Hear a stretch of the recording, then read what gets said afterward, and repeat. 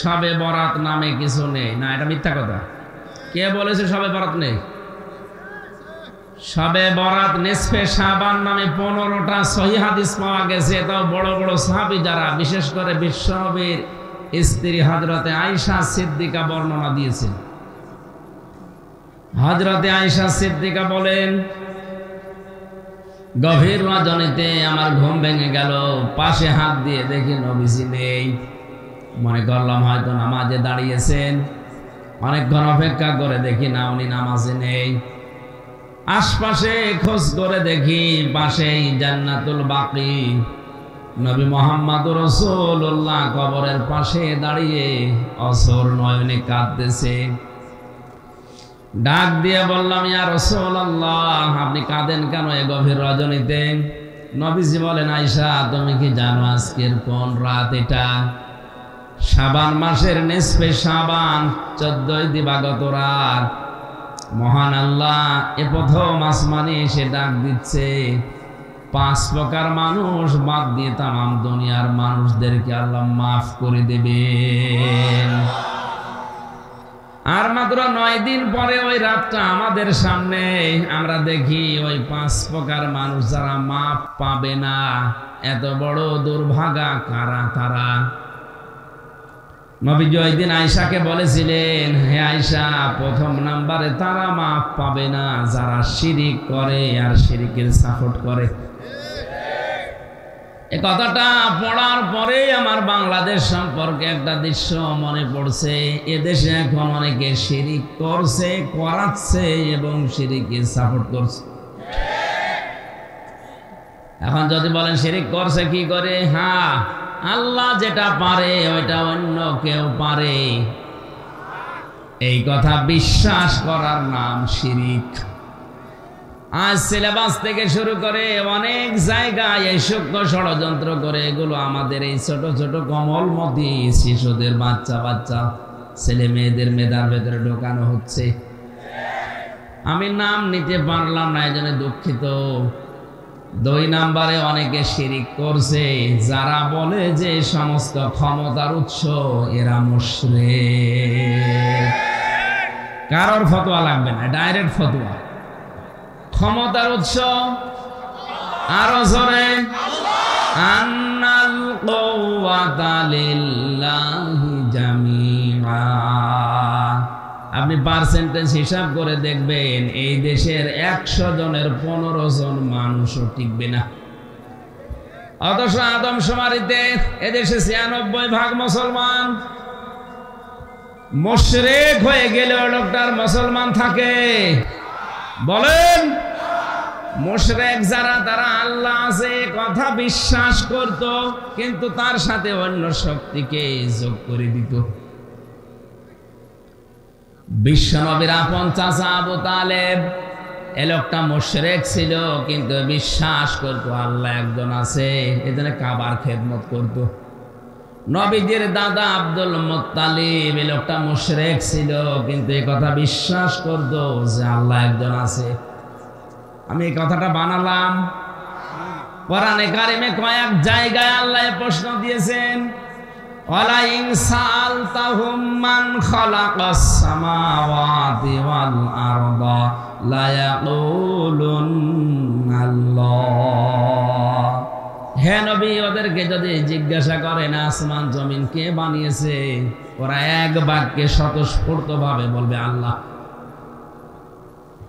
আব্রাহা যেদিন কাবা ধ্বংস করার জন্য আসে, রাস্তার ভেতরে যারা উট ছাগল ভেড়া পেয়েছে সবগুলো বেঁধে নিয়ে জবাই করে করে খাচ্ছিল। কে যেন এসে বলেছে, ও আব্দুল মুত্তালিব, তোমার যে সমস্ত জিনিসপত্র গুলো উট ভেড়া ছাগল সব আব্রাহা ধরে ধরে নিয়ে যাচ্ছে। আব্দুল মুত্তালিব ওই সময় দৌড় দিয়ে কাবার চাবিটা, ওই যে মুলতাজাম নামক যে জায়গাটা কাবার দরজার উপরে, ওখানে ঝুলিয়ে দিলেন। ডাক দিয়ে বলে, কাবার মালিক, এ ঘরের মালিক তুমি, এ চাবি তোমার হাতে দিয়ে গেলাম, কারণ যে বাহিনী নিয়ে এসেছে এর সামনে দাঁড়ানো আমার মতো মানুষের সম্ভব না, কিন্তু তোমাকে আমি তোমার হাতে দায়িত্ব দিয়ে চলে গেলাম। বলেন তো আব্দুল মুত্তালিব এই লোকটা মুসলমান না মুশরিক?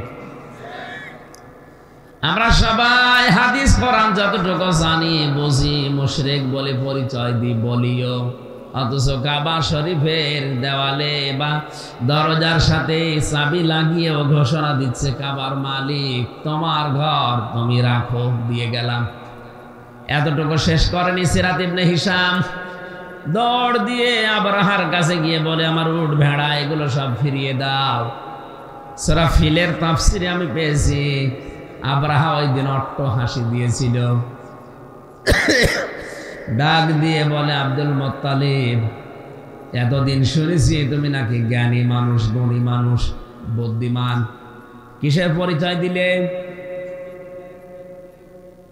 কাবা নিয়ে তোমরা ব্যবসা করে খাও, লক্ষ লক্ষ মানুষেরা বিভিন্ন জায়গা থেকে এখানে এসে 6 মাস 1 বছরের কামাই তোমরা এখান থেকে করে নাও, অথচ কাবা ভাঙার জন্য আমি আসলাম, আমাকে বাধা দেওয়া তো দূরের কথা, কাবার বিষয়ে একটা কথাও তুমি বললে না।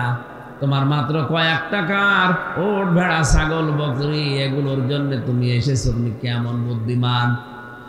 আব্দুল মুত্তালিব বলেছে আবরাহা কান খাড়া করে শোনেন, যেগুলো নিয়ে এসেছেন ওগুলো আমার নিজের, আর যে ঘর আমি দায়িত্বে আছি খেদমত করি ওটার মালিক আমি না, মালিকের হাতে চাবি দিয়েছে ওনার ঘর, আমার বিশ্বাস উনি অবশ্যই রক্ষা করবেন।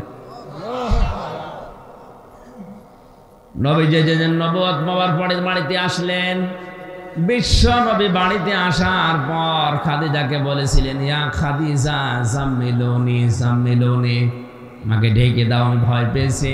হযরতে খাদিজা ওই দিন 5টা কথা বলেছিলেন। হযরতে খাদিজা আল্লাহি আল্লাহি কাল্লা এই শব্দগুলো প্রথমে জুড়ে দিয়ে বলছিলেন আল্লাহর কসম কখনো লা ইখজি কাল্লাহু আবাদান, কখনোই আল্লাহ আপনাকে অপমান অপদস্থ করতে পারে না। অথচ ওই সময় খাদিজা মুসলমান হয়নি। কথা বলে না কেন? 40 বছরে তার বিয়ে হয়েছে, 25 বছরে নবীজি মুহাম্মদুর রাসূলুল্লাহ বিবাহ বন্ধনে আবদ্ধ হয়ে 15টা বছর সংসার করার পরে তিনি নবুয়ত পেলেন। প্রথম নাম্বারে এসে যখন এই কথা বলেছেন, তিনি সর্বপ্রথম যে বাক্য উচ্চারণ করলেন, প্রথম বাক্যে আল্লাহর নাম নিয়েছেন 3 বার। আপনি হিসাব করে দেখেন, আল্লাহি কাল্লা লা ইখজি কাল্লাহু আবাদান, 3 বার তিনি বললেন আল্লাহর কসম কখনো না, আল্লাহ কখনো আপনাকে অপমান অপদস্থ করতে পারে না। অথচ এখনো মুসলমান হয়নি। তাহলে আল্লাহ একজন আছে, এ কথা খাদিজা ওই সময় বিশ্বাস করতো। কথা বলেন না কেন? আবু তালেবও বিশ্বাস করতো, আব্দুল মুত্তালিবও বিশ্বাস করতো, এমনকি আবু জেহেলও বিশ্বাস করতো যে আল্লাহ একজন আছে। এটা তো আমি বানালাম। বদরের ময়দানে যেদিন যাচ্ছিল, কাবার গিলাফ ধরে আবু জেহেল হাও মাও করে কেঁদে বলেছিল কাবার মালিক তুমি একজন আছো, আমি জানি মুহাম্মদের বিরুদ্ধে অস্ত্র নিয়ে যাচ্ছে বদরের ময়দানে যুদ্ধ করার জন্য, সত্যের পক্ষে যে আছে তারে তুমি বিজয় দিও। ওর দোয়াও কবুল হয়ে গেছে, কারণ সত্যের পক্ষে তো ছিল না, ও ছিল মিথ্যার পক্ষে। সত্যের পক্ষে যিনি ছিলেন আল্লাহ তাকে ওর দোয়াও কবুল করে বিজয় দিয়েছেন। কথা বলেন ঠিক কিনা? আমার বোঝানোর বিষয় হচ্ছে আল্লাহ একজন আছে বিশ্বাস করলে মানুষ মুমিন হয়ে যায় না। আমিনান নাসি মাইয়াকুলু আমান্না বিল্লাহি ওয়া বিল ইয়াউমিল আখির ওয়া মা হুম বিমুমিনিন। আল্লাহ পাক বলেন, হে নবী, দুনিয়ায় এমন অনেক মানুষ আছে তারা বলবে আল্লাহ তোমাকে বিশ্বাস করি, কিয়ামতেও বিশ্বাস করি, কিন্তু না, লোকটা ঈমানদার না। এ কথা তাদের মুখের কথা, এটা তার মুখের কথা, কিন্তু মনের কথা না।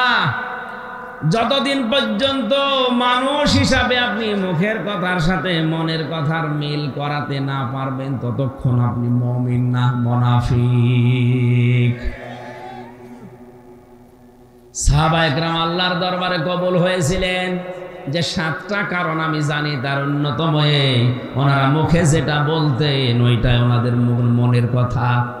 আর আমরা আল্লাহর দরবারে কবুল হতে পারি না, কারণ আমাদের মুখের কথার সাথে মনের কথার কোনো মিল নেই। মুখে যা বলছে মনে করবেন 100 ভাগ মনে ওইটা নেই।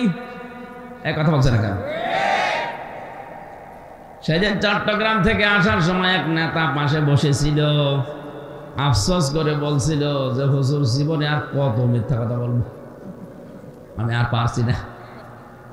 সকাল 10টা থেকে শুরু করে রাত 10টা পর্যন্ত শুধু মিথ্যার উপরে আছে, ধোঁকা দিয়ে আর কত বোকা বানাবো মানুষকে, আমি আর পারছি না, আমার বিবেক শেষ।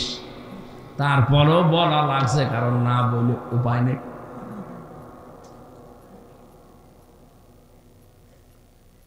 আমার ভাইরা, আমার কথা বোঝানোর বিষয় হচ্ছে, আর শিরিক করার জন্য অনেককে বাধ্য করা হচ্ছে, আর অনেকেই বুঝে না বুঝে শিরিকে সাপোর্ট করছে।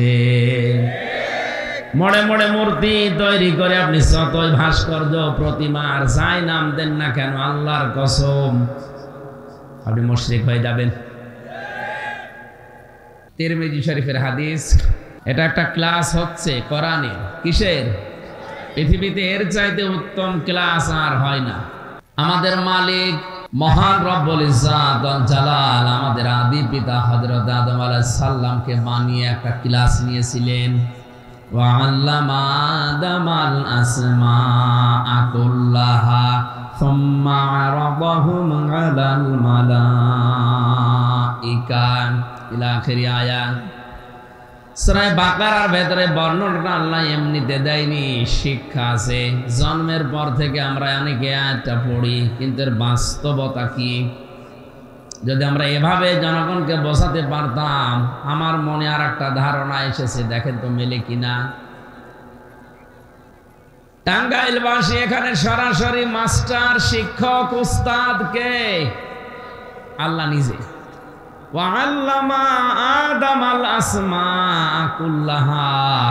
আল্লাহ নিজে এখানে সব কিছু শিখিয়েছেন আদমকে। ক্লাসের ছাত্র যিনি সাধারণ মানুষ না, নবী কে? তাম দুনিয়ায় যত মানুষ আসবে তাদের আদি পিতা, আমাদেরও আদি পিতা হযরত আদম আলাইহিস সালাম, তিনি ক্লাসের ছাত্র। এই ক্লাসটা অনেক গুরুত্বপূর্ণ ক্লাস। কথা বলে না কেন? ক্লাস নিচ্ছেন স্বয়ং আল্লাহ নিজে, ছাত্র হচ্ছে নবী, যার পৃষ্ঠদেশ থেকে তাম দুনিয়ার যত মানুষ কিয়ামত পর্যন্ত আসবে সবাই আছি। আল্লাহ পাক বলেন, ফেরেশতাদের সামনে আমি বিভিন্ন জিনিসের নাম উপস্থাপন করেছিলাম, একটাও বলতে পারে নাই। হযরতে আদম আলাইহিস সালামকে আমি আল্লাহ এই সমস্ত জিনিসের সব বিষয়গুলো তাকে শিখিয়েছি।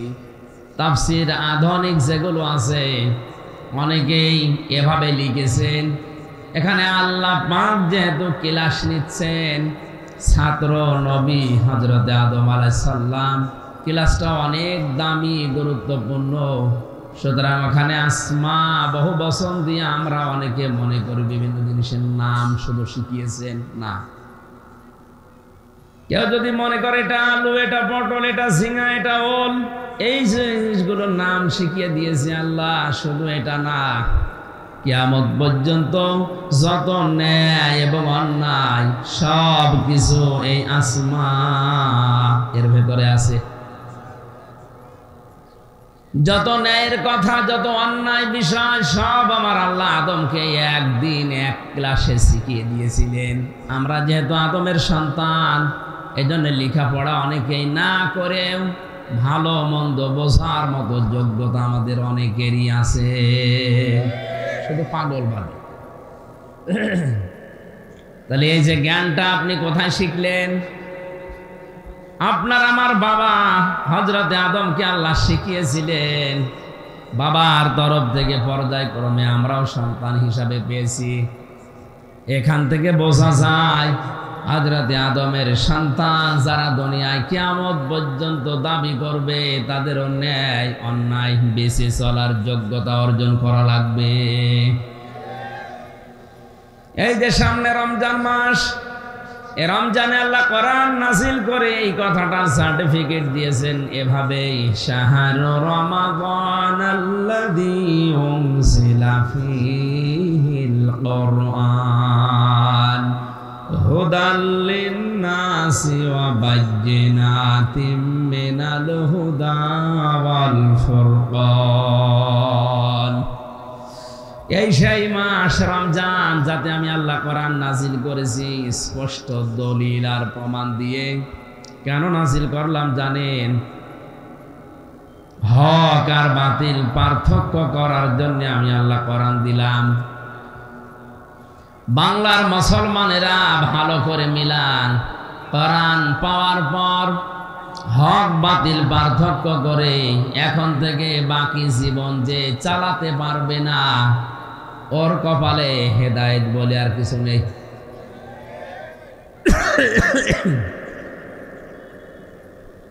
সুতরাং হযরতে আদম আলাইহিস সালামকে আল্লাহ একটা ক্লাস নিয়েছিলেন, এক ক্লাসে যত ন্যায় অন্যায় বিষয়গুলো তাকে শিখিয়ে দিয়েছিলেন। আমরা আজকে একটা 45-50 মিনিটের একটা ক্লাস নেব। এই ক্লাসে যেন অনেক অজানা জিনিস আমরা জানতে পারি, যেগুলো জানার মতো আছে কিন্তু বিষয়গুলো নিয়ে ধ্রুমজাল তৈরি হয়ে আছে, ওইগুলো যেন নিরসন করতে পারি। কোরআন উপস্থাপন করার কিছু ধরন আছে। এটা তো আর গানের অনুষ্ঠান না যে আন্দাজে এক লাভ দিয়ে জায়েদ খানের মতো ডিগ বাজি দিয়ে দিলাম। কি কোরআন কি করে উপস্থাপন করা লাগে আল্লাহ সে ধরন শেখাচ্ছেন। কিতাবুন উনজিলা ইলাইকা ফালা ইয়াকুন ফি সাদরিকা হারাজাম মিনহু লিতুনযিরা বিহি ওয়া যিকরা লিল মুমিনিন। সূরা আরাফের 2 নম্বর আয়াতে আল্লাহ বলেন, এই যে কিতাব কোরআন এটা আপনাকে আমি দিলাম, এটা শুধু চুমা খাবেন আর উপরে রেখে দেবেন। হ্যাঁ, ফালা ইয়াকুন ফি সাদরিকা হারাজাম মিনহু লিতুনযিরা বিহি। কোরআন দিয়ে মানুষদেরকে যখন সতর্ক করবেন, ওই সময় যেন আপনার মনের ভেতরে কোনো সংকীর্ণতা, দ্বিধা, দ্বন্দ্ব, ভয়, ভীতি এগুলো কাজ না করে। তাহলে কোরআন প্রচার যারা করবে তাদের মনের ভেতরে কোনো ভয় থাকলে চলবে না। এই নির্দেশ দিয়েছে কে? হারাজন শব্দটার ব্যাখ্যা 2টা। এখানে অনেক আলেম বসে আছে, তাফসিরে হাক্কানিতে পাবেন। 1 নম্বরে হারাজন মানে হে নবী কোরআন যখন প্রচার করবেন, তাফসির করবেন, দেখবেন অনেক মানুষ আছে আপনার কথা না বোঝার কারণে মন খারাপ করতে পারে। এরকম মানুষ দেশে নেই? আছে। কোরআনে কারীম তাফসীর আকারে করলে যেটা বোঝাতে চান আল্লাহ, ওইটা উনি না বুঝে রাজনীতি মনে করে মন খারাপ করে বসে আছে। আর এইটা বাংলাদেশে এখন বেশি। 2 নম্বর, কোরআন আপনি যখন প্রচার করতে যাবেন, ওই এলাকায় হয়তো আবাহমান কাল থেকে এমন এমন নিয়ম নীতি অনেকেই ইবাদত মনে করে পালন করে, যেটা আসলে ইবাদত না। কোরআন প্রচার করলে ওইটা টিকবে না, কারণ তাফসীর মানে খুলে ফেলা। তাফসীর মানে কি? আবরণ দিয়ে ঢাকা আছে, আবরণ তুলে ফেলা। ঢাকনা দিয়ে যে চাটা ঢাকা আছে, ঢাকনা তুলে ফেললে বোঝা যাবে ভেতরে কি আছে। তাফসীর করতে গেলে অনেক বানানো নিয়ম নীতি, যেগুলো ইবাদত হিসাবে মানুষ চালিয়ে দিচ্ছে ধান্দা করে, ওইগুলো টিকবে না। তখন আপনাকে যারা নিয়ে এসেছিল, আপনার হাদিয়া তোফা নজর নিয়াজ বন্ধ হয়ে যেতে পারে, এমনকি তাড়াও খাওয়া লাগতে পারে। ওইটা হয়তো এই দেশে না। আমার এই ছোট্ট দৃষ্টিতে প্রায় 34টার উপরে আমি দেখতে পাচ্ছি এই দেশে। তার ভেতরে অন্যতম হচ্ছে জিকিরটা। কারণ এই জায়গায় অনেকে দুর্বল হয়ে যায়, মনে করে জিকির আল্লাহর নাম, হ্যাঁ আল্লাহর নাম জিকির মাস্ট বি, করাই লাগবে। যদি অন্তরে প্রশান্তি পেতে চায় আল্লাহ ছাড়া কারো জিকিরে এটা সম্ভব না। এমনকি মনের শান্তির জন্য আপনি ইয়া রাসূলুল্লাহ ইয়া রাসূলুল্লাহ জিকির করতে পারবেন না। জিকির করা লাগবে শুধুমাত্র কার নামে? রাসূলুল্লাহর নামে পড়বেন দরুদ। কি পড়বেন? আমি আগেই বলেছি, কথা না বোঝার কারণে হয়তো অনেকে মন খারাপ করতে পারে, যেন আগে বোঝেন। 34টার একটা হচ্ছে সূরা আরাফ, 9 নাম্বার পারার 13 নাম্বার পৃষ্ঠার 4 নাম্বার লাইনের 180 নাম্বার আয়াতে আছে, ওয়ালিল্লাহিল আসমাউল হুসনা ফাদউহু বিহা ওয়াদারুল্লাযীনা ইউলহিদুনা ফি আসমাই। হে নবী, আমি আল্লাহর অনেক সুন্দর সুন্দর নাম আছে, যে নামে ইচ্ছা আপনি আমাকে ডাকেন। আল্লাহর নাম কয়টা? 99টা তো কায়দায় আছে। আমি তাফসীর পড়তে গিয়ে আল্লাহর নাম পেয়েছি 5000।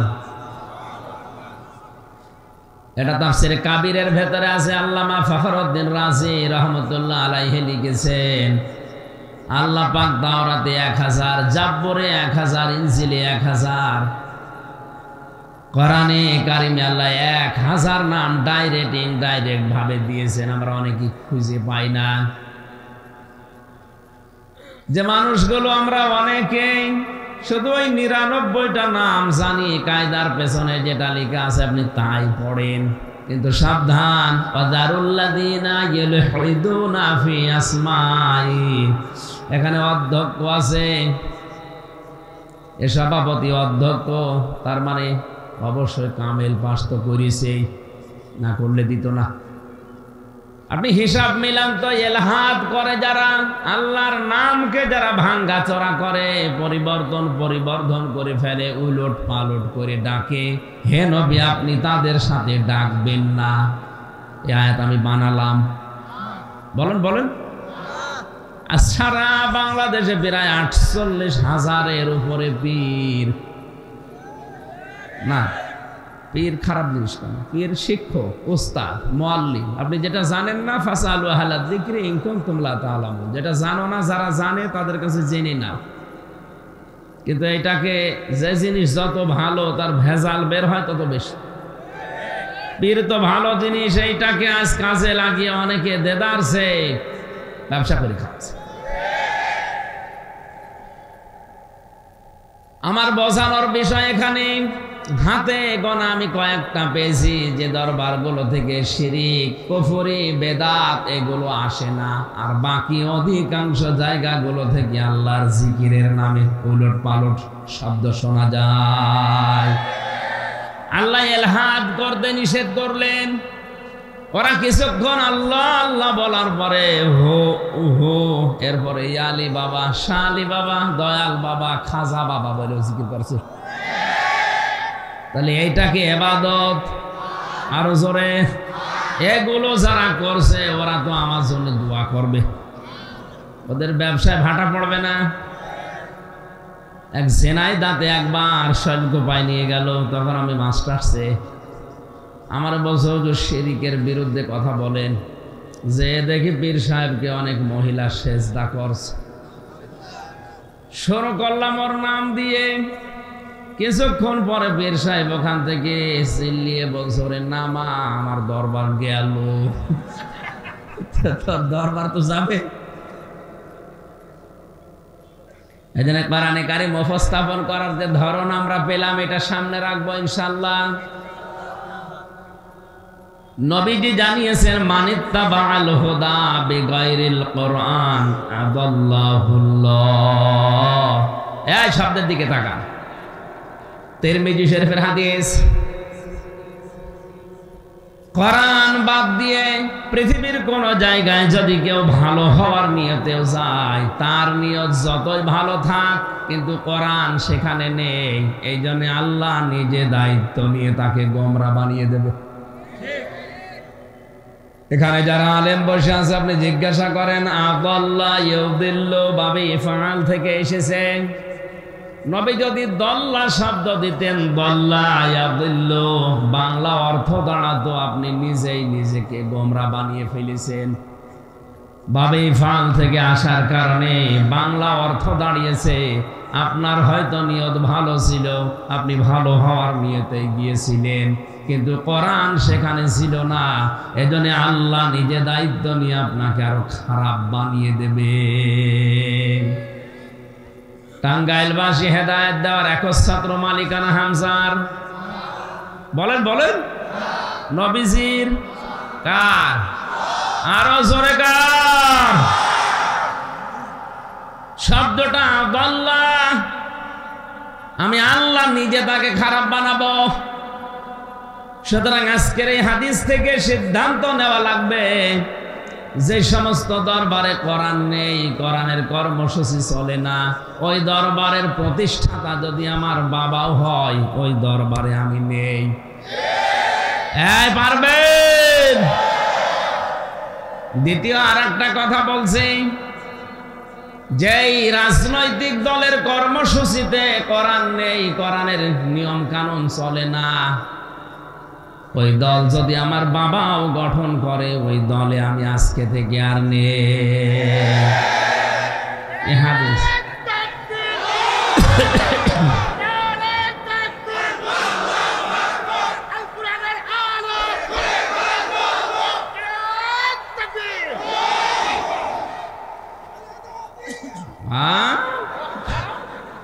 এতক্ষণ এই বুঝেছি, ওর মাথা টাল হয়ে গেছে রওশনের সাথে। কি বলছো?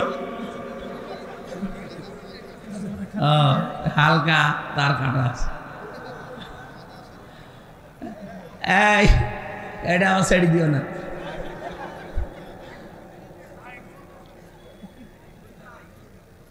এত আবেগ বেড়ে গেছে, হাত তুলতে বললে ঠ্যাং তুলে ফেলে। ওর স্লোগান দিচ্ছে খালেদা জিয়া, মানে একেবারে একনিষ্ঠ কর্মী। ভাই ভাই একটু বসেন। টাঙ্গাইল বাসে কি বললাম হাদিসটা দিয়ে? এই হাদিসটাকে আমি এখন বানালাম। এই কথা বলেন না কেন? ১৫০০ বছর আগের কথা। কোরআন যেখানে নেই ওখানে যদি কেউ ভালো হওয়ার নিয়তেও যায়, আল্লাহ নিজে দায়িত্ব নিয়ে তাকে গোমরা বানিয়ে দেয়। এর বাস্তব উদাহরণ কুষ্টিয়ার লালনের মাজার। হাজারো মানুষ এলাকা থেকেও যায় ভালো হওয়ার নিয়তে, ফল দাঁড়ায় কি? ওখানে কোরআন নেই, কোরআনের কর্মসূচি নেই, আছে শুধু গাঁজা।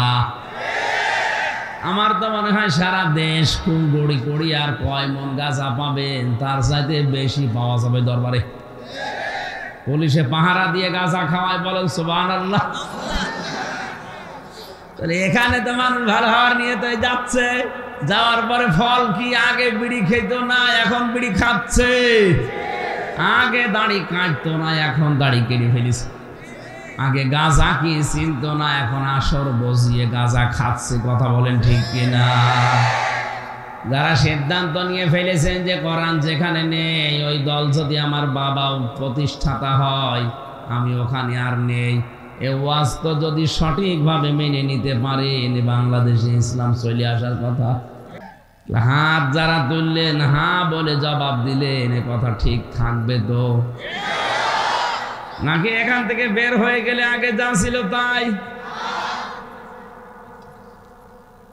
সুলাইমান নবী একবার জিনদেরকে বললেন তোমরা একটা মসজিদ তৈরি করো।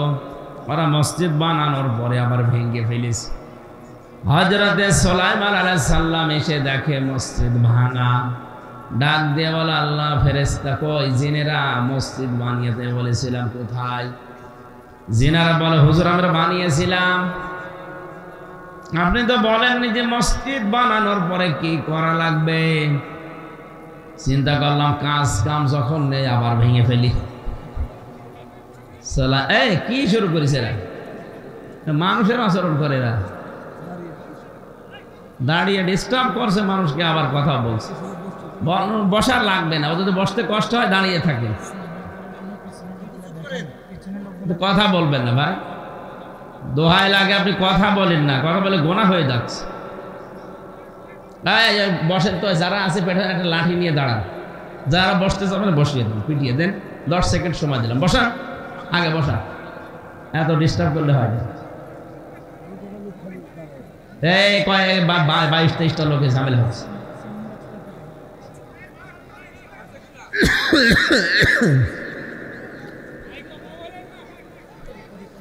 সুবহানাল্লাহ আলহামদুলিল্লাহ লা ইলাহা ইল্লাল্লাহ, সুবহানাল্লাহ আলহামদুলিল্লাহ লা ইলাহা ইল্লাল্লাহ, লা ইলাহা ইল্লাল্লাহ মুহাম্মাদুর রাসূলুল্লাহ। আমার ভাইরা, আরে আল্লাহ রে, মোনাজাত করে দিলাম, হবে না? এত ডিস্টার্বে আমি কথা বলতে পারবো না। আরে কথা শুনে আপনি নাই বসেন, ছাতা দেওয়ার দরকার কি?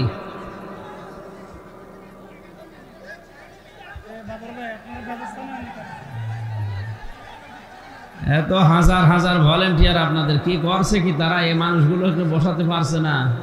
এখানে কি ভিসা নাকি? ভিসা তাহলে বসে না কেন?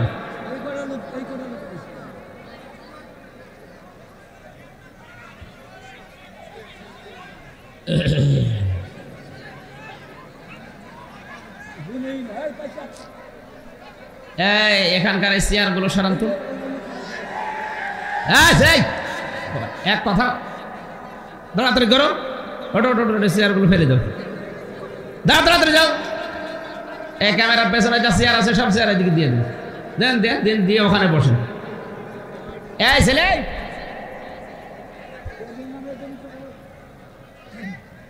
মাহফিল নিয়েছে না ছাতা নিয়েছে?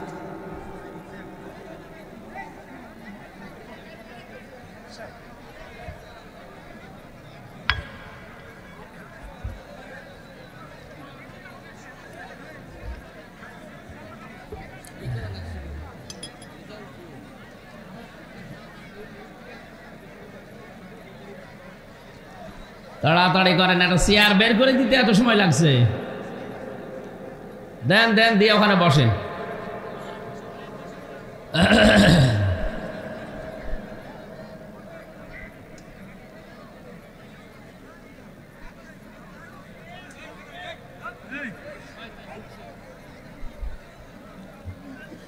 আল্লাহুম্মা সাল্লি আলা সাইয়্যিদিনা মাওলানা মুহাম্মদ ওয়া আলা আলি সাইয়্যিদিনা মাওলানা। আল্লাহুম্মা সাল্লি আলা মাওলানা মুহাম্মদ ওয়া আলা আলি সাইয়্যিদিনা মাওলানা। আমাকে শহীদ করে সেই মিছিলে শামিল করে নিও, যে মিছিলের নেতা আমির হামজা, খবায়েব খাব্বাব, খোদার ছিল যারা অতি প্রিয়, শামিল করে নিও। আমার ভাইরা, না মন ভেঙে গেলে হয়, এখনো পর্যন্ত কথা বন্ধ হয়, চুপ করেও তো করা যায় নাকি? আশ্চর্য, দিনের বেলা তো করলাম, এত আওয়াজ তো এত আওয়াজ হয়নি তো ওই জায়গায়।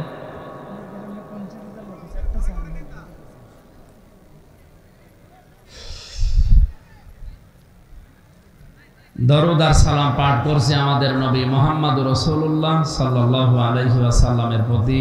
এটা রজব মাস। আজকে দেখতে দেখতে 5টা দিন চলে গেল, আর মাত্র শাবান মাসের 5 তারিখ আজকে।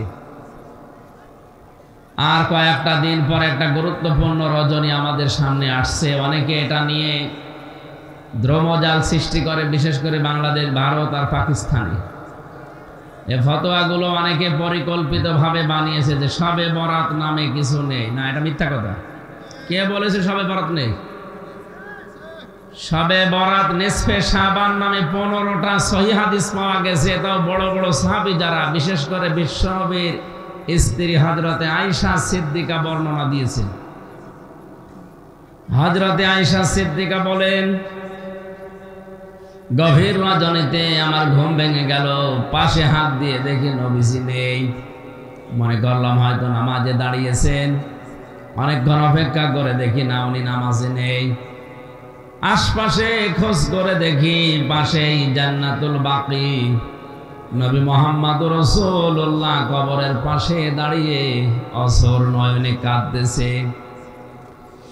ডাক দিয়ে বললাম, ইয়া রাসূলুল্লাহ, আপনি কাঁদেন কেন এই গভীর রজনীতে? নবীজি বলেন, আয়েশা, তুমি কি জানো আজকের কোন রাত? এটা শাবান মাসের নিসফে শাবান, 14 দিবাগত রাত। মহান আল্লাহ এ প্রথম আসমানে এসে ডাক দিচ্ছে।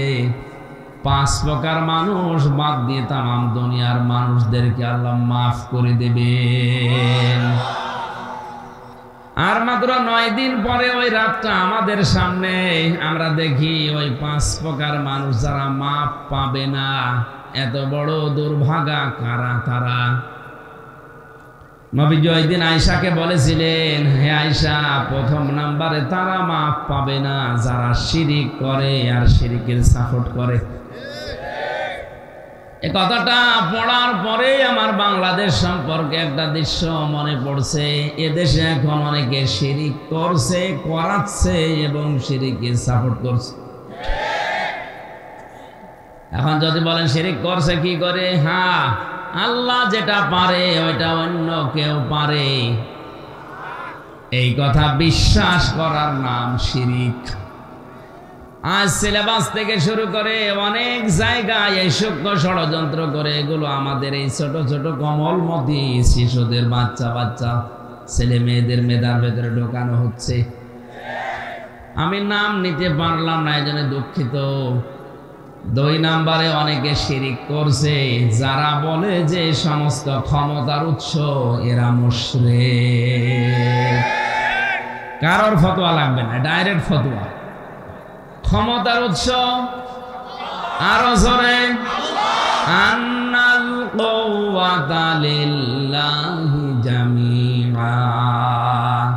আপনি পার্সেন্টেজ হিসাব করে দেখবেন, এই দেশের 100 জনের 15 জন মানুষও টিকবে না। অথচ আদমশুমারিতে এদেশে 96% মুসলমান। মুশরিক হয়ে গেলে লোকটার মুসলমান থাকে? বলেন, মুশরিক যারা, তারা আল্লাহ আছে কথা বিশ্বাস করত, কিন্তু তার সাথে অন্য শক্তিকে যোগ করে দিত।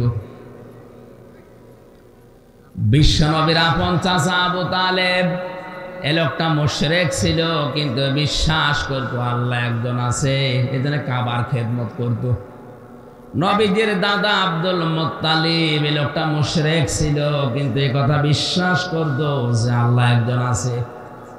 আমি এই কথাটা বানালাম।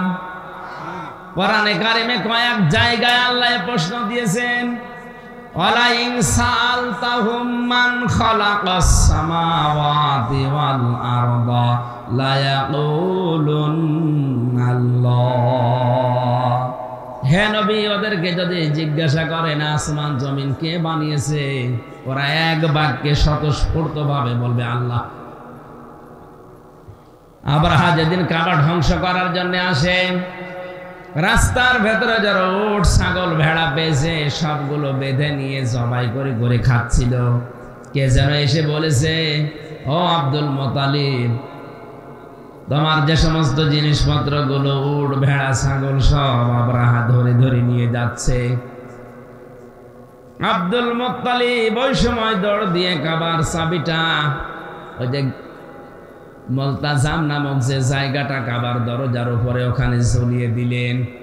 ডাক দিয়ে বলে, কাবার মালিক, এ ঘরের মালিক তুমি, এ চাবি তোমার হাতে দিয়ে গেলাম, কারণ যে বাহিনী নিয়ে এসেছে এর সামনে দাঁড়ানো আমার মতো মানুষের সম্ভব না, কিন্তু তোমাকে আমি তোমার হাতে দায়িত্ব দিয়ে চলে গেলাম। বলেন তো আব্দুল মুত্তালিব এ লোকটা মুসলমান না মুশরিক?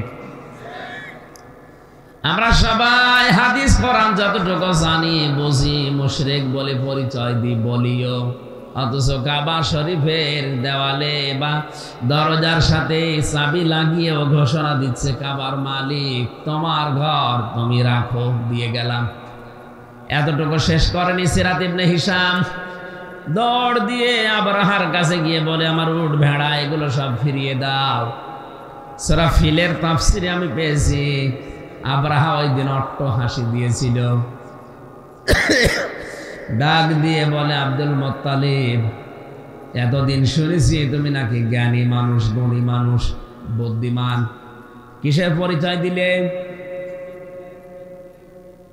কাবা নিয়ে তোমরা ব্যবসা করে খাও, লক্ষ লক্ষ মানুষেরা বিভিন্ন জায়গা থেকে এখানে এসে 6 মাস 1 বছরের কামাই তোমরা এখান থেকে করে নাও, অথচ এই কাবা ভাঙার জন্য আমি আসলাম, আমাকে বাধা দেওয়া তো দূরের কথা, কাবার বিষয়ে একটা কথাও তুমি বললে না। তোমার মাত্র কয়েক টাকার ওট ভেড়া ছাগল বকরি এগুলোর জন্য তুমি এসেছো, তুমি কেমন বুদ্ধিমান? আব্দুল মুত্তালিব বলেছে, আবরাহা কান খাড়া করে শোনেন, যেগুলো নিয়ে এসেছেন ওগুলো আমার নিজের, আর যে ঘর আমি দায়িত্বে আছি খেদমত করি ওটার মালিক আমি না, মালিকের হাতে চাবি দিয়েছে, ওনার ঘর আমার বিশ্বাস উনি অবশ্যই রক্ষা করবেন। নবীজি যে নবুয়ত পাওয়ার পরে বাড়িতে আসলেন, বিশ্ব নবী বাড়িতে আসার পর খাদিজাকে বলেছিলেন, ইয়া খাদিজা জাম্মিলুনি জাম্মিলুনি, আমাকে ঢেকে দাও, আমি ভয় পেয়েছি। হযরতে খাদিজা ওই দিন 5টা কথা বলেছিলেন। হযরতে খাদিজা আল্লাহি আল্লাহি কাল্লা এই শব্দগুলো প্রথমে জুড়ে দিয়ে বলছিলেন, আল্লাহর কসম কখনো লা ইখজিকাল্লাহু আবাদান, কখনোই আল্লাহ আপনাকে অপমান অপদস্থ করতে পারে না। অথচ ওই সময় খাদিজা মুসলমান হয়নি। কথা বলেন না কেন? 40 বছরে তার বিয়ে হয়েছে, 25 বছরে নবীজি মুহাম্মদুর রাসূলুল্লাহ বিবাহ বন্ধনে আবদ্ধ হয়ে 15টা বছর সংসার করার পরে তিনি নবুয়ত পেলেন। প্রথম নাম্বারে এসে যখন এই কথা বলেছেন, তিনি সর্বপ্রথম যে বাক্য উচ্চারণ করলেন, প্রথম বাক্যে আল্লাহর নাম নিয়েছেন 3 বার। আপনি হিসাব করে দেখেন, আল্লাহি কাল্লা লা ইখজিকাল্লাহু আবাদান, 3 বার তিনি বললেন আল্লাহর কসম কখনো না, আল্লাহ কখনো আপনাকে অপমান অপদস্থ করতে পারে না। অথচ এখনো মুসলমান হয়নি। তাহলে আল্লাহ একজন আছে, এই কথা খাদিজা ওই সময় বিশ্বাস করত। কথা বলেন না কেন? আবু তালেবও বিশ্বাস করত, আব্দুল মুত্তালিবও বিশ্বাস করত, এমনকি আবু জেহেলও বিশ্বাস করত যে আল্লাহ একজন আছে। এটা তো আমি বানালাম। বদরের ময়দানে যেদিন যাচ্ছিল, কাবার গিলাফ ধরে আবু জেহেল হাও মাও করে কেঁদে বলেছিল, কাবার মালিক তুমি একজন আছো, আমি জানি মুহাম্মদের বিরুদ্ধে অস্ত্র নিয়ে যাচ্ছি বদরের ময়দানে যুদ্ধ করার জন্য, সত্যের পক্ষে যে আছে তারে তুমি বিজয় দিও। ওর দোয়াও কবুল হয়ে গেছে, কারণ সত্যের পক্ষে তো ছিল না, ও ছিল মিথ্যার পক্ষে। সত্যের পক্ষে যিনি ছিলেন আল্লাহ তাকে ওর দোয়াও কবুল করে বিজয় দিয়েছেন। কথা বলেন ঠিক কিনা? আমার বোঝানোর বিষয় হচ্ছে, আল্লাহ একজন আছে বিশ্বাস করলে মানুষ মুমিন হয়ে যায় না। আমিনান নাসি মাইয়াকুলু আমান্না বিল্লাহি ওয়া বিল ইয়াউমিল আখির ওয়া মা হুম বিমুমিনিন। আল্লাহ পাক বলেন, হে নবী, দুনিয়ায় এমন অনেক মানুষ আছে তারা বলবে আল্লাহ তোমাকে বিশ্বাস করি, কিয়ামতেও বিশ্বাস করি, কিন্তু না, লোকটা ইমানদার না। এ কথাটা তার মুখের কথা, এটা তার মুখের কথা, কিন্তু মনের কথা না।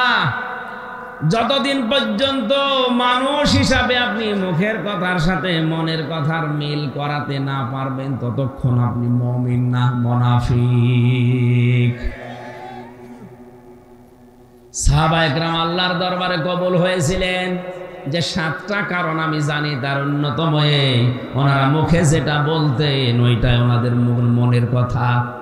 আর আমরা আল্লাহর দরবারে কবুল হতে পারি না, কারণ আমাদের মুখের কথার সাথে মনের কথার কোনো মিল নেই।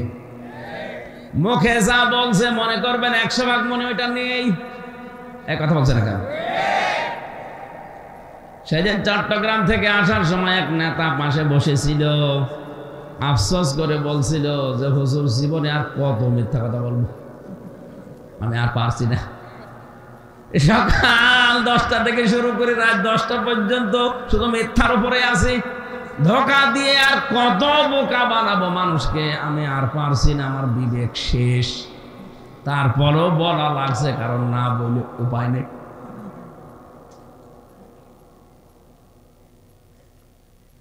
আমার ভাইরা, আমার কথা বোঝানোর বিষয় হচ্ছে, আর শিরিক করার জন্য অনেককে বাধ্য করা হচ্ছে, আর অনেকেই বুঝে না বুঝে শিরিকে সাপোর্ট করছে।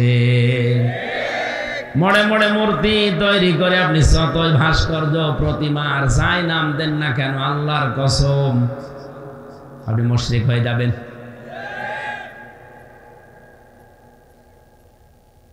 নরেন্দ্র মোদীর নাম আমরা শুনেছি, তাকে আসতে দেওয়া হয়েছিল না, এই জন্য হাজার হাজার আলেম এদেশে জেলে ছিল। যে কয়টা কারণে আলেমরা বাধা দিয়েছিল আমি পেয়েছি তার 5টা। অন্যতম, গুজরাটে মুসলমান হত্যাকারী, ভারতের এই যে জাতীয়তা কেড়ে নিয়ে এনআরসির নামে হাজার হাজার মুসলমানদেরকে তাদের অধিকার থেকে বঞ্চিত করে দেশ থেকে তাড়িয়ে দেওয়ার যে সিদ্ধান্ত। 3 নাম্বার, আল্লাহর ঘর বাবরি মসজিদ ভেঙে ফেলা। কাশ্মীরের মুসলমানদের প্রায় 50 লাখের মতো মানুষ, 50,000-এর মতো মানুষ হত্যা করার পেছনে প্রত্যক্ষ। 5 নম্বরে যেটা পেয়েছি, সর্বশেষ আল্লাহর কোরআনের 26টা আয়াত বাদ দেওয়ার জন্য কোর্টে মামলা হয়েছে ভারতে। বাংলার আলেমরা এই কারণে বলেছিল না, এত বড় বড় বিশাল 5টা জিনিসের সাথে বিশেষ করে আল্লাহর কোরআনের 26টা আয়াত যারা বাদ দিতে চায় তারা এখানে আসতে পারবে না। এতটুকু ধোয়া দিয়ে হাজারো আলেম এখনো পর্যন্ত জেলে আটক আছে। এরা তো এদের ইমান বাঁচানোর তাকিদে শিরিক আমি করব না, শিরিক যে করবে তাকে আমি সাপোর্টও করব না। এটা শব্দটা এত কঠিন শব্দ, নবীজি বলেছেন তোমাকে কেউ যদি শিরিক করাতে বাধ্য করে তুমি জীবন দিয়ে দাও, যদি কেটে কেটে টুকরা টুকরা করে আগুনে ফেলে দেয়, পানিতে ফেলে দেয়, পুড়িয়ে ফেলে, ছাই হয়ে যাও, তারপরও শিরিক করবা না। এত বড় বড় গুরুত্বপূর্ণ রজনী, এই সবে বরাত বলেন, সবে মেরাজ বলেন, সবে কদর বলেন, যত বড় বড় গুরুত্বপূর্ণ রাত হোক, শিরিককারী যারা এদের মাপ নেই, এক্ষুনি তওবা করা লাগবে, জীবনে আমরা আর শিরিকে নেই। 2 নম্বরে আল্লাহ মাফ করবে না অবাধ্য সন্তান যারা পিতামাতার। আর সিলেবাসের ভেতরে যেগুলো দেওয়া হচ্ছে মা বাবার বাধ্য হওয়ার জন্য, সেরকম কোনো পড়া 1 থেকে মাস্টার্স পর্যন্ত আমরা পাচ্ছি না। এই জন্য আজ হাজারো সন্তান লেখাপড়া করছে ঠিক, মাস্টার্স পাস করার পরে মার বাবাকে রেখে আসছে বৃদ্ধাশ্রমে। রাঙ্গামাটির এক কলেজের অধ্যাপক মাহফিল শেষ করে লঙ্গতে থেকে আসার সময় উনি দেখি আমার বলছে, হুজুর দেখবেন বৃদ্ধাশ্রম কেমন, চলেন দেখি। যে দেখি কাঁদতেছে কলেজের অধ্যাপক। ওর মা বলছে, বাবা আমি যখন মারা যাব তুই আমার মাথার উপরে ফ্যানটা পাল্টিয়ে দিবি। মা বলছে, মা, ছেলে বলে, মা তুমি তো মারাই যাবা, তখন আবার ফ্যান পাল্টিয়ে করবো কি? মা চোখের পানি ফেলে দিয়ে বলে, সন্তান আজ 3 মাস আমি এখানে আছি, এ ফ্যানটা চলে না, কর্তৃপক্ষকে বলেছিলাম ওরা আমার কথা গুরুত্ব দেয় না, তুই টাকা পয়সা তো পাঠাস না, এই জন্য ওরা আমার সেবা যত্ন করে না। আমি 3 মাস এখানে থেকে যেটা বুঝতে পারলাম, তুই আমার সাথে যা করলি কিছুদিন পরে তোর ছেলে এইটাই করবে। তোর তোমার ফ্যান ছাড়া ঘুম আসে না, তোর কষ্ট হবে, এই জন্য আগে থেকে তোরে সতর্ক করলাম। ওই অবস্থায় দেখি ওর মা মারা গেল, ওর হাতের উপরে হাও মাও করে কেঁদে ফেলেছে। আমার বলছে হুজুর এ দোষ শুধু আমার একা না, এ দোষ আমার বোর। ওই বেটি বারবার আমাকে ফসলা যে বুড়ি যদি বাড়ি থাকে তোর ভাত আমি খাবো না। শেষ পর্যন্ত আমার 2টা সন্তান আছে, তাদের মুখের দিকে তাকে আমি কিছু বলতেও পারি না, তালাকও দিতে পারি না, যে ছেলে মেয়ে দুটো কি হবে। বহু কষ্ট করেছিলাম, কিন্তু 3 মাস আগে আর পারি নাই, বাধ্য হয়ে রেখে গেছি এখানে। শেষ পর্যন্ত আমার মা আজকে মারা গেল, দুনিয়াতে এখন আমার নাম ধরে ডাকার মতো আর কেউ নেই। ও টাঙ্গাইলের মা বোনেরা এসেছেন কিনা আমি জানি না, শুধু নামাজ পড়া রোজা করার কালো বোরকা পরে মনে করছেন আমি জান্নাত পেয়ে বসে আছি। না, স্বামী যেটা পছন্দ করে ওটা যদি জায়েজ হয় অবশ্যই আপনাকে জীবন থাকতে মেনে নেওয়া লাগবে। এখানে আমি সহ যত স্বামী বসে আছে, প্রত্যেকটা স্বামী, আমি সবার পক্ষ থেকে বলছি, প্রতিটা স্বামী পছন্দ করে, চাই যে আমার বিয়ের পরে যেন আমার মা বাবা আমার সাথে থাকে। কারা কারা স্বামীরা চান হাত তোলেন তো। বিয়ে না করে হাত তোলার দরকার নেই, বিয়েটা করা যাবে, ঠিক আছে। সম্মানিত মা বোনেরা তাকান, আপনার স্বামী হাত তুলেছে কিনা। অথচ আপনার কারণে এই স্বামী কিছুদিন পরে তার মা বাবাকে আলাদা করে দিতে বাধ্য হয়। আপনি জান্নাত যেতে পারবেন না শুধু নামাজ পড়ে রোজা রেখে কালো বোরকা পরে না, মা বাবার সাথে, শ্বশুর শাশুড়ির সাথে নিজের মা বাবার মতো আচরণ করা লাগবে। আমি জামাই একজন, আল্লাহর কসম কোরআনে কারীমকে সাক্ষী নিয়ে বলছি, আমি আমার শ্বশুর শাশুড়িকে যে নজরে দেখি, আমরা যারা জামাই আছি শ্বশুর শাশুড়িকে যেই নজরে যেই মহাব্বতে আমরা দেখি, বউগুলো যদি আজ বাংলাদেশে ওই নজরে দেখতো, কোনো পরিবারে কেউ সন্তান আলাদা হতো না। আপনি মনটা উদার করেন না কেন? নবীজি জানিয়েছেন, কোন স্ত্রী যদি চায় যে তার স্বামী আরো বেশি দিন বেঁচে থাক, স্বামীর সন্তান, স্বামীর সম্পদ, স্বামীর মান ইজ্জত বেড়ে যাক, সেজন্য 2টা কাজ করতে বলে স্বামীকে। 1 নম্বরে যেন সব সময় বলে স্বামী নিকট আত্মীয় যারা আছে, রক্তের সম্পর্ক, এদের খোঁজ খবর বেশি করে রাখো। আর মা বাবা যতদিন আছে অন্তত খেয়ে হোক না হোক তাদের সম্মান করে চলো, এটা হাদিস। অথচ আজ অনেক স্ত্রী এই 2টা চাই না। নিজের আত্মীয় স্বজন আসলে স্বামীকে দিয়ে মরণের বাজার করায়, আর স্বামীর বাড়ি থেকে কেউ আসলে ওর আগেই মন খারাপ হয়ে যায়। এই কথা বলেন না কেন?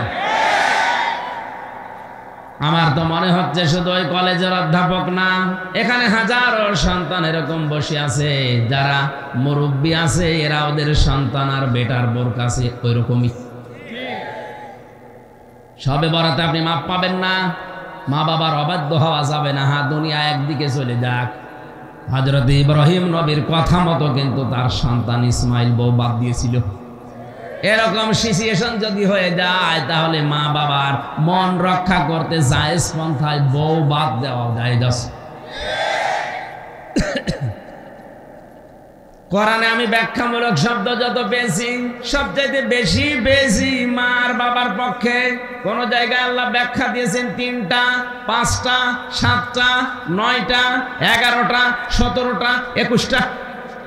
এত ব্যাখ্যা আমি কোন নামে পাইনি, শুধু মার বাবার নামে আল্লাহ কথা বলতে গেলে নিজেই ব্যাখ্যা করছেন। কারণ আল্লাহ নিজে জানে যে আমার পরে সব চাইতে হামজার পেছনে শ্রম দিয়েছে ওর মার বাবা। আল্লাহর শব্দের ধরন দেখেন, ওয়াখফিদ লাহুমা জানাহা যুল্লি মিনার রাহমা। এখানে যারা আলেম আছেন তাদেরকে বলছি, আল্লাহ পাক বলেন ওয়াখফিদ, খফজুন শব্দের শাব্দিক অর্থ হচ্ছে ডাউন, ফল করা। ডাউন, শুধু ডাউন করবেন না, ফল করে দেন। জানাহন মানে ডানা, জিল্লুন মানে নম্রতা বা ছায়া, দুইটা অর্থ আছে। মিনার রহমা দয়া, আল্লাহ পাক বোঝাতে চেয়েছেন তোদের ডানার যে রহমতের ছায়া আছে এটা মা বাবার জন্য বিছিয়ে দেওয়ার পরে ফল করে দিবি। আমার প্রশ্ন হচ্ছে, দুনিয়ায় মানুষের ডানা হয়? কথা বলেন এখন, ডানা হয় কার? পাখির কাছ থেকে আল্লাহ আওলাদ করে নিয়ে আসলেন। বালাগাত মান থেকে একটা চ্যাপ্টার আছে, পাখির কাছ থেকে আল্লাহ ডানা হাওলাদ করে আমির হামজাকে আল্লাহ লাগিয়ে দিলেন। কেন? আমার কি ডানা নেই? আমার তো হাত আছে, হাত দিয়ে আল্লাহ উদাহরণ দিলেন না কেন? কারণ হাতের ভেতরে পর নেই, পালক নেই। পাখির ডানার ভেতরে পর আছে, পালক আছে, যেটা মোলায়েম, নরম, সফট, কোমল। কথা বলে না কেন? পাখি শুধু ডানা এভাবেই করে না, ডাউন করার পরে ফল করে দিতে পারে। তখন ওই বাচ্চারা ওর নিচে গিয়ে চিচি করে আওয়াজ দিয়ে একটা অনির্বচন সুখ অনুভব করে। আল্লাহ যেন বোঝাতে চেয়েছে, হামজা তোর মা বাবা জীবিত অবস্থায় তোর সাথে যতদিন আছে ওরা যেন মনে করে আমার হামজা থাকতে আমাদের আর চিন্তা নেই। ও বাংলার মুসলমানেরা, আমরা যারা সন্তান আছি আমাদের মা বাবারা কি এরকম মনে করতে পারছে? আজ পারছে না। যে সমস্ত কারণে, তার অন্যতম কারণ আমার বউ। কথা বলেন না কেন? আজ 100টা পরিবারের প্রায় 90টা পরিবারে বৌমারা নামাজও পড়ে, রোজাও রাখে, হজও করে, যাকাতও দেয়, দান সাদগাও করে, বোরকাও পরে, কিন্তু মা বাবার সাথে আচরণটা খারাপ করার পরে ওদের নিজের আমল সব নষ্ট করে ফেলছে। পৃথিবীর প্রত্যেকটা জিনিস ভেঙে যায়, আমলও মানুষের ভেঙে যায়। এই যে অজু করলে 7টা কারণে অজু ভেঙে যায়, নামাজ পড়লে 19টা কারণে নামাজ ভেঙে যায়। কথা বলে না কেন? আপনি যে আমল আখলাক গুলো আছে, আমল করেন, কাজ করে জান্নাত পাবেন, আমল করছেন, আমলও কিন্তু 2টা কারণে ভেঙে যায়। নবীজি বলেছেন, কোন মানুষ যদি এই চিন্তা করে যে আমার আমলগুলো কবুল হচ্ছে কিনা আমি দেখতে চাই, সে যেন লক্ষ্য করে তার আচরণ মানুষের সাথে কেমন। তার আচরণটা যদি ভালো হয়, মুআমালাত মুআশারাত যদি ভালো হয়, সে যেন বিশ্বাস করে নেয় যে আমার পেছনের ইবাদত কবুল হয়ে গেছে। জোরে বলেন সুবহানাল্লাহ। নবীজি বলেছেন কোন সময়, ফামাঙ্গে সুহসিহানিন নারি ওয়া উদখিলাল জান্নাতা ফাস। সূরা আলে ইমরান 185 নম্বর আয়াতের মাঝের অংশে আছে, আল্লাহ পাক বলেন ওই লোকটার জীবন সফল যাকে আস্তে আস্তে করে জাহান্নামের কাজগুলো থেকে বাঁচিয়ে জান্নাতের কাজের দিকে আমরা এগিয়ে দেই। বাবা যারা আছে, আমি সহ প্রত্যেকে জানো অন্তত এই যে রাত আসছে, এই রাতে মাফ পাওয়ার মতো আচরণ করি। 3 নাম্বার, আল্লাহ মাফ করবে না তাদেরকে যারা বুড়ো জিনাখোর। কারা? বাংলাদেশে এটা এখন বাড়ছে। হ্যাঁ, কথা বলা লাগবে। আজ কত হোস্টেল থেকে, কত রুম থেকে, কত অফিস থেকে, এমনকি কত এমপি হোস্টেল থেকেও মহিলাদের কান্নার আওয়াজ পাওয়া যাচ্ছে। মেয়েটা কি এমনি কান্নাকাটি করে? আমি নিচে আর নামলাম না। 4 নাম্বারে যারা সুদ খাবে, 5 নাম্বারে যারা ঘুষ খায়। আমার তো এই 3 বছরের ছেলের অভিজ্ঞতা, যেটা কোর্টে গেলে কোর্টের ইট পর্যন্ত ঘুষ চায় 10 টাকা, অথচ ইটের দামই 10 টাকা। ওই আমার কাছে উল্টা টাকা চাই। এমন কোন জায়গায় এখন আমি দেখতে পাচ্ছি না। ধর্মীয় প্রতিষ্ঠানগুলো তো এখন ঘুষের প্রচলন শুরু হয়ে গেছে। আলিয়া মাদ্রাসার যারা দায়িত্বে আছে, এরা যে কোন সমস্যায় আছে আপনাকে বলতে পারছে না, তাই ফেলতেও পারে না, গিলতেও পারে না, ঝামেলায় আছে। বিশেষ করে যারা প্রিন্সিপাল, অধ্যক্ষ, এরা মনে হয় একেবারে পুলসিরাতের উপরে দাঁড়িয়ে আছে। ইমান নিয়ে টিকে থাকে তো কত কঠিন হয়ে দাঁড়িয়েছে এখন। মসজিদে ইমামতি করার জন্য এখন ঘুষ দেওয়া লাগছে। কুষ্টিয়াতে একটা মসজিদ আছে, আমি নাম নিলাম না, জেলে যাওয়ার আগে ঘটনা শুনেছিলাম, ওনার ভাগিনা হচ্ছে একজন আলেম, যে বলছে মামা আপনি তো বড় দায়িত্বে আছেন, এত বড় মসজিদ, সরকারি বহু টাকা বেতন দেবে, আপনি আমারে লাগিয়ে দেন। মামা বলছে ভাগিনা কিছু করা লাগবে না, তুই আমারে মিষ্টি খাওয়ার টাকা দিস। ও মনে করছে মিষ্টি খেতে আর কয় টাকা লাগে, 5,000 টাকা দিয়েছে। বলছে 5,000 না 10 লাখ। বলছে মামা মিষ্টি খেতে যদি 10 লাখ, দই খেতে কয় লাখ লাগবে? যে লোকটা 10 লক্ষ টাকা দিয়ে ঘুষ দিয়ে মসজিদে ইমাম হবে, ওর পেছনে নামাজ পড়া তো 100 ভাগ জায়েজ।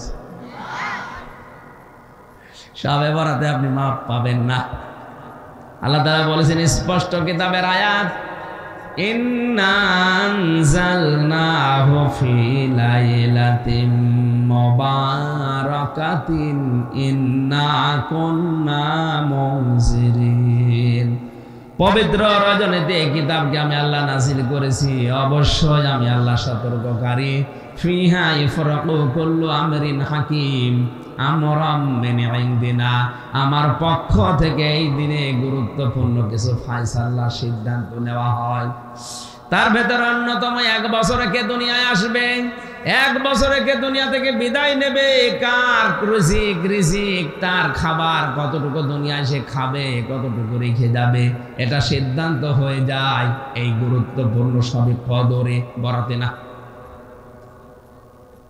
আল্লাহ মানুষদেরকে সিদ্ধান্ত নেওয়ার জন্য আমার আল্লাহ নিজে সিদ্ধান্ত নেন তার ইচ্ছা মাফিক। তাহলে এখান থেকে আমরা যদি বিশ্বাস করে থাকি আমার হায়াত আর কতদিন আছে, ফাইনাল হয়ে গেছে, আমার রিজিক আর কতটুকু আসবে, ফাইনাল হয়ে গেছে, তাই আমার উল্টা পথে চলার দরকার কি? কথা বলে না কেন? এটা যদি আমরা সবে বরাত, সবে কদর, সবে মেরাজ এগুলো বিশ্বাস করেই থাকি, আর লোক দেখানোর জন্য যদি কিছু ইবাদত বন্দেগী করেই থাকি, অন্তত এই বিশ্বাসটা দৃঢ় করা লাগবে 1টা বছর আমার হায়াত আছে না গেছে, এটা কিন্তু লিখিত হয়ে গেছে। আমি যেহেতু এসেছি খালি হাতে, খালি গায়ে, খালি পায়ে, যাব খালি গায়ে, খালি পায়ে। কথা বলেন ঠিক কিনা? এই জন্য আমি কোনো অন্যায়ের কাছে আর মাথা নত করতে রাজি না। কার জন্য অন্যায় করব, 2 দিন পর ওই আমার শত্রু হয়ে দাঁড়াবে। ইন্না কুন্না মুরসিলিন, অবশ্যই আমি আল্লাহ রসুলদেরকে প্রেরণ করেছি। যে রসুলরা এখন নেই, নায়েব আছে, এই যে সমস্ত গুলো নবীজির নায়েব, উত্তরাধিকারী, এদের দায়িত্ব হচ্ছে এখন রাসূলুল্লাহ যা করতেন ওইটা করা। এক একটা শব্দে আমার এই যে ফিহা ইফরাকু কুল্লু আমরিন হাকিম, আল্লাহ গুরুত্বপূর্ণ সিদ্ধান্তগুলো তার আদেশে নিয়ে থাকেন। আমর মানে হুকুম, আদেশ। এত বড় বড় কঠিন শব্দ এর ভেতরে আল্লাহ দিয়েছেন, লক্ষ লক্ষ তাফসিরে কথা লুকিয়ে আছে। যত বের করবেন টান দিয়ে গবেষণা করে তত বের হবে। আমার এখন সময় কম, তো 1 ঘন্টা সময় দিয়েছিল, 1 ঘন্টা হয়ে গেছে। রাত 9টায় আছে আবার, ওই যে কোন জায়গায় যেন বললেন, হ্যাঁ, দৌলতপুর মানিকগঞ্জে। সুতরাং ওখানে যে এখন 1 ঘন্টার ভেতরে হাজির হওয়া লাগবে। আর মা বোনদের এই মাহফিলটা তো আমি জানতামই না যে আপনি মাগরিবের পর মাহফিল নিয়েছেন। আমি তো মনে করছি দিনে 1টা রাতে 1টা। মহিলাদের প্যান্ডেলে কালেকশন করতে বলেন, এখন বলবো সম্মানিত মা বোনেরা, আল্লাহর রাস্তায় মাদ্রাসার জন্য আপনারা যে জানিয়ে এসেছেন দিয়ে যাবেন। আর আপনারা জানেন আমি 3 বছর ভেতরে ছিলাম, এখন শরীরও ভালো না, জোর করে করে মানুষ নিয়ে যাচ্ছে। সালাম দেন, দোয়া করেন এই বলার জন্য। কিন্তু যেহেতু এই যে 45 মিনিট 1 ঘন্টা করে কথা বলতে হলো, 2-3টা করলে গলা ভেঙে যাচ্ছে।